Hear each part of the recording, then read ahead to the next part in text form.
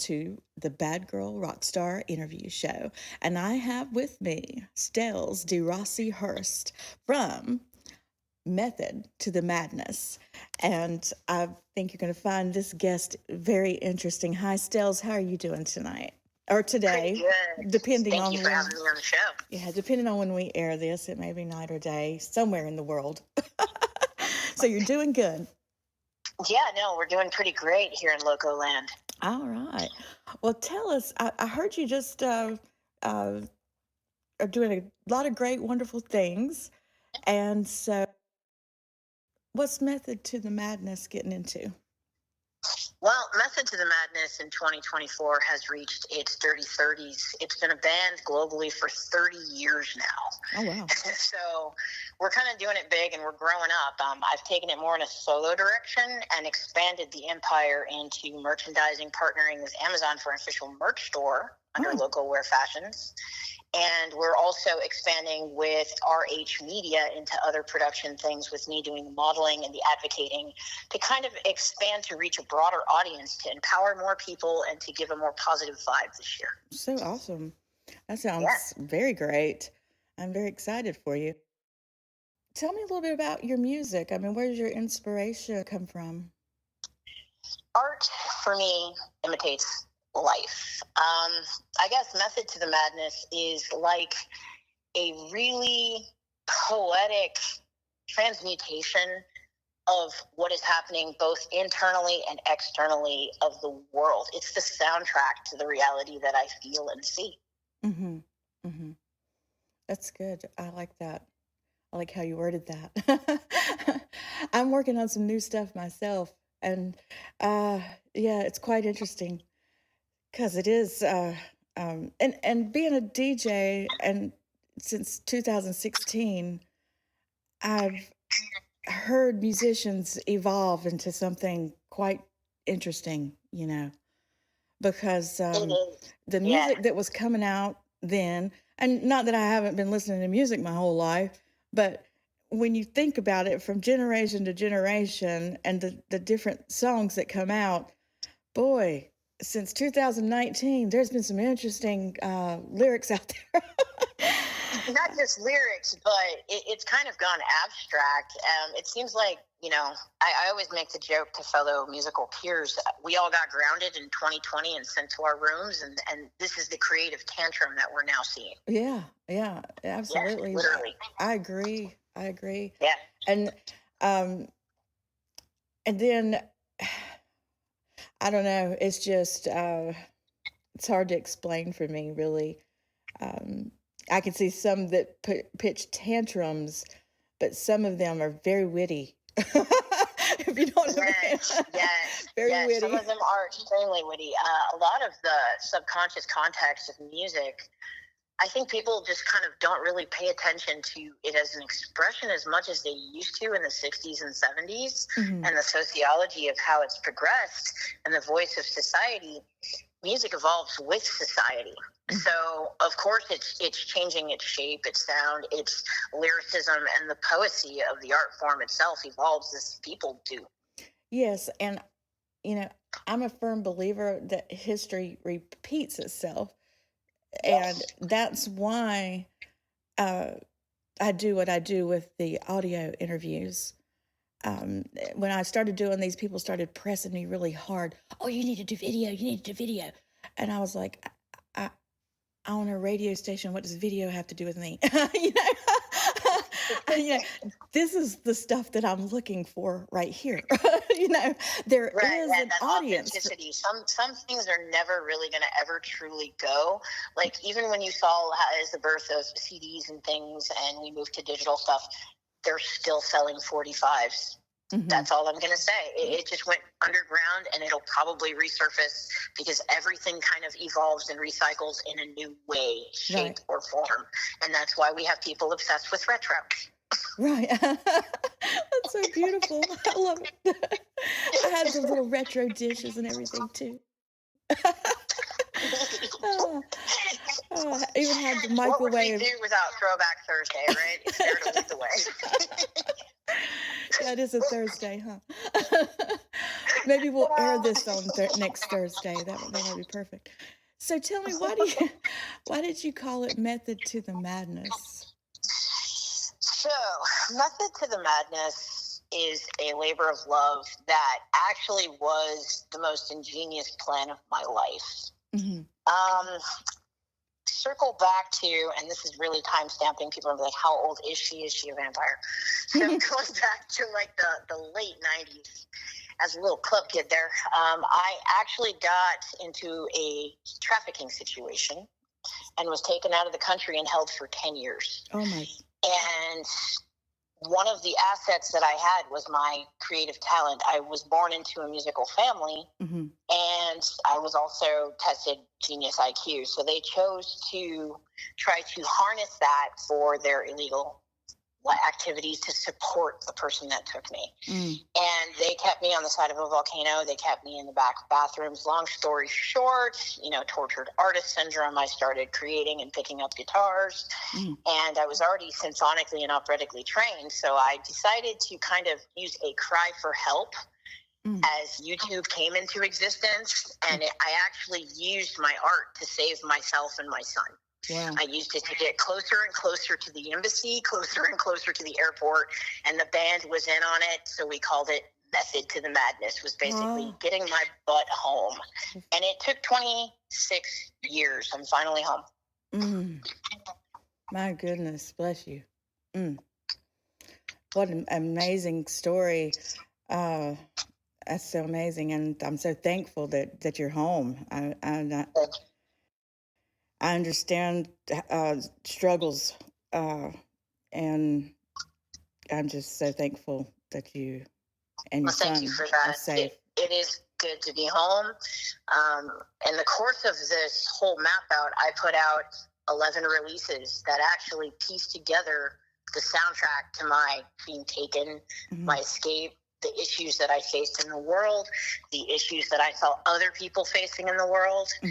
And a lot of people did not like that because it had truth that really hit too close to home, and I began getting harassed for it. And that led to evolve into creative activism, to be a voice and a beacon, and to just bring and shed light to these things that people do not see that are coveted in plain sight. And I did a lot of fundraisers. I do a lot of advocating. Don't get paid for most of it, but you know what? It does the heart good, it does the soul good, and it's the right thing to do. So I continue to be a warrior to empower and encourage others to just not tolerate these things. Yes, definitely. It can happen to me, it can happen to someone you love, and just know that. Yes. My whole family didn't know I was gone for 10 years. Yeah. My mother didn't meet her grandson until he was 7 years old. Right. So these are things people take for granted every day.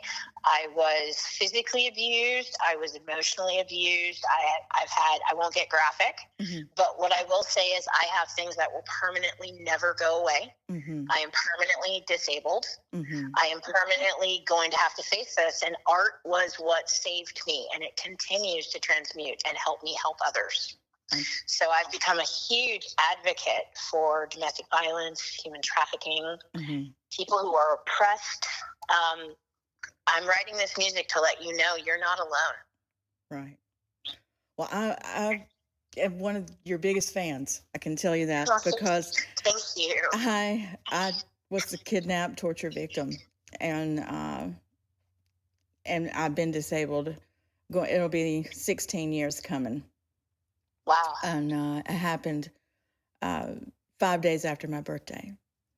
Oh, no. I was held for basically 12 hours.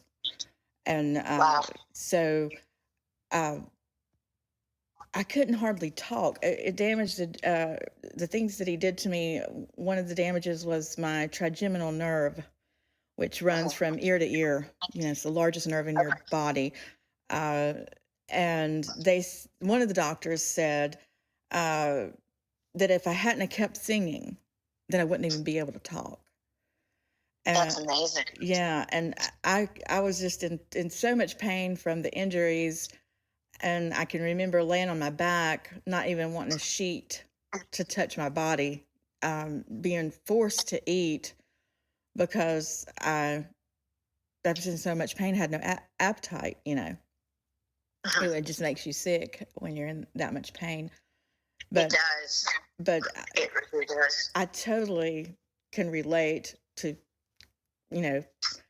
complex PTSD, which a lot of people aren't familiar with. And no, it's not fun.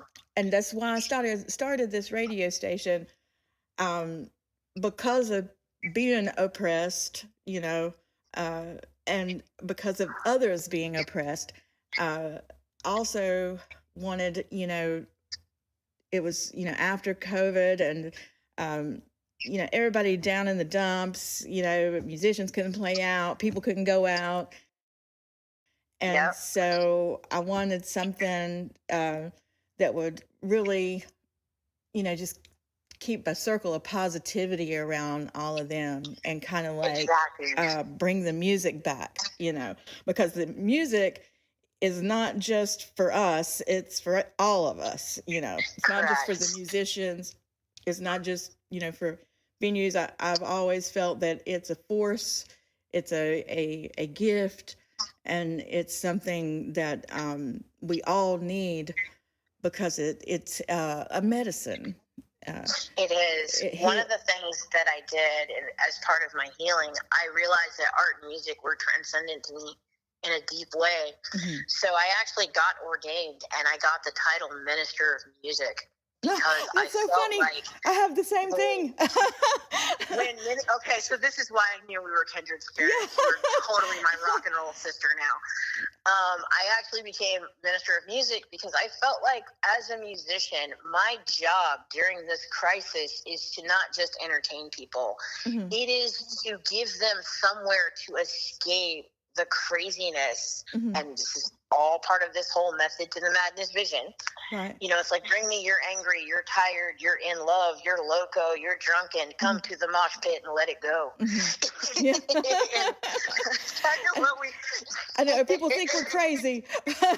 Okay, yes, the bad girl is a minister of music, but I did get ordained at age 25. And they actually, my dad's a preacher, so I'm, and that was one reason why I picked the name The Bad Girl, because they always called me bad no matter what I did. Sometimes bad girls are good, and sometimes their name tells bells. Yeah, no, we're basically the people who can go down into the gutter. We're like, international negotiations. Yeah. So we can step onto the bad side and come back. Yeah, and come back and still be ourselves. We don't need those people who get just a little loco, not full-blown crazy, but just a little bit, because that's when you call us in to deal with crazy. Can't handle it. That's right. So we get put to the test and put through more because we're soldiers. It's just how it works, Yes, Warrior S. And yeah, it was acting with me. Friends of mine, Danielle and Jesus, actually got me to do runway, mm-hmm. and I was scared to death because then they said, "Yeah, you're doing it in your underwear," and I'm like, "You know what? You gonna give me a coat?" I'm going out there flasher style. This is my Riri moment. Yeah.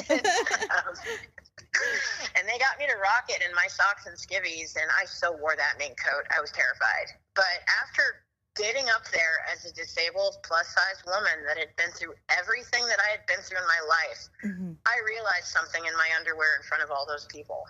Please tell. I got this. Say it again.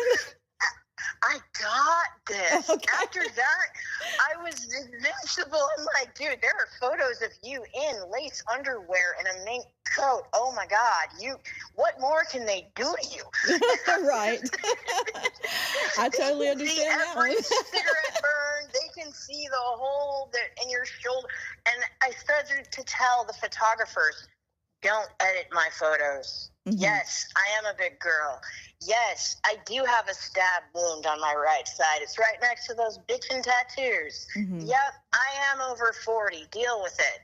Mm-hmm. And yes, my teeth have been knocked out. No, I don't want to fit in your square box. I'm sorry. I'm not going to. Right. And I just stopped apologizing for being me. And I noticed that there started to be this she-wolf pack behind me Yeah. of other people. And it had men and women. And then I started finding other people, and I'm going, hey, there's a lot of us. Yeah, there really is. Let's go give them hell. My inner punk spirit just went, nah, man, not today. Yeah, I've heard some of the most horrible things upon coming off a stage and going on a stage from other musicians that I played with to producers to so, people do not know what goes on behind the magic of what they see. They go to the show and they're entertained, but I don't think they realize how people are treated on the other side. Yeah. And at all. And what gets me is like, really, in a live setting, musicians are scary. You know, they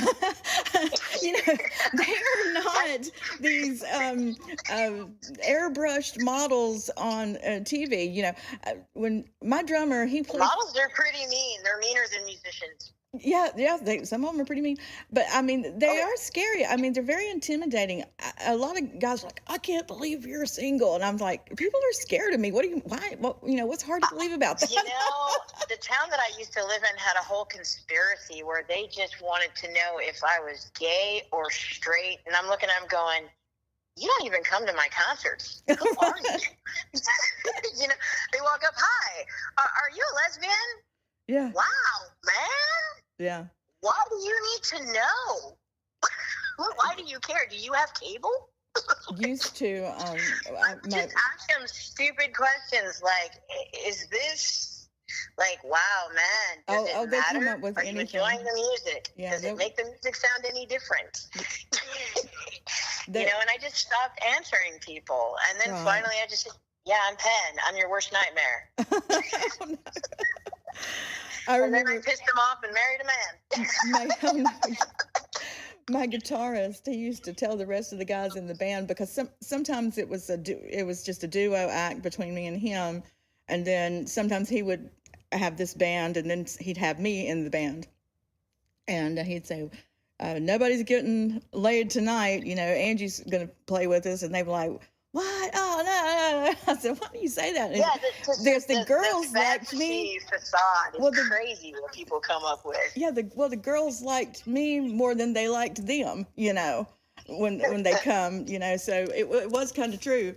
So, but, yeah, it's a wild. With guys as a girl, I'm sure you can relate to this. Yes. It is one of the most interesting things that you could do, because you kind of have they either perv on you, or you have like a bunch of brothers, and if they're older than you, you automatically have uncles. Yeah. or they're gay and they hate you. I have not had that problem yet. I have had some really cool moments where I've gotten some epic hairdos and just bonded like crazy on tour. It was the best.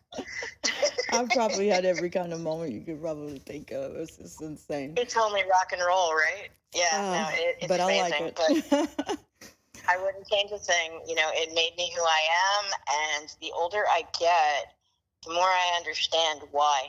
And it's just kind of like, it's just rock and roll. Mm-hmm. And it's just music, and music touches people. Mm-hmm. Yeah. And as long as we continue to inspire people and touch people and challenge things, music is doing its job. Right. Well, I am so happy that you came in for this interview, and I know there's going to be more. I know I'm going to be on your show. What's the name of your podcast? My podcast is called Thor Radio, and it's streamed globally pretty much everywhere. You can get it on Apple, Tidal, Google, wherever you podcast. Okay. And it's completely explicit. I'm not a nice girl. I'm a total bad girl. Wow, that's good. That's good. I'm Viking, so Thor Radio. And I would love to put your music on there. Oh, awesome. I've got some new stuff coming out. I've got some old stuff, but I've got some new stuff that is in the works as we speak. So, awesome. Yeah. I have 2 new projects coming out with stuff. Method to the Madness is about to do its 12th album called The Asylum. Mm-hmm. And the Velvet Crush, my techno-electronica project, I'm also a DJ, is working on music as well. Right. My new EP is going to be called Green Star. Ooh. Yeah, and I've got I'm working on 4 different songs to go on that EP, uh, with some artists that are very famous but are gonna lie in secret. And at least I guess until they hear the final product, maybe then they might then they You're might like, say, I'm all on that. Who knows? We'll see how that goes. And Well, I hope it goes awesome. I hope so too. But This is collab, man. and I would like to mention to everyone, and also you, I'd like to ask you in front of everybody, um, Tattoo Baby and I are working on a magazine that's going to be launched this year. There'll be 3 issues, a real magazine that you can hold in your hand, made out of paper of some sort, and with pictures and all. And I would love for you to be in it. Absolutely. Yeah. So we'll talk more about that. I just need a bio, and I can give you the specs on the picture information. 300 DPI is what it is. Okay. But well, I'll hook you up with my team and my manager, and we'll get this going. You know, the manager and the agent handle that stuff. But awesome. we'd be more than happy to. I'll even say it live that, yo, we got to do this, guys. Awesome. Cool. And thank you so much for coming, and talking to me, and coming on the show. And I look forward to 2024 with Stells and Method to the Madness and what you have in store. Do you want to give them any links to your music or anything like that? If you want to find Stells Hell's Bells, all you got to do is go to the YouTube page at Method to the Madness Official, or you can find me on Facebook, TikTok, and Insta by just clicking at Get a Little Loco. Get a Little Loco. And this is Stells Bells from Method to the Madness, and I am the Bad Girl, and we are signing off.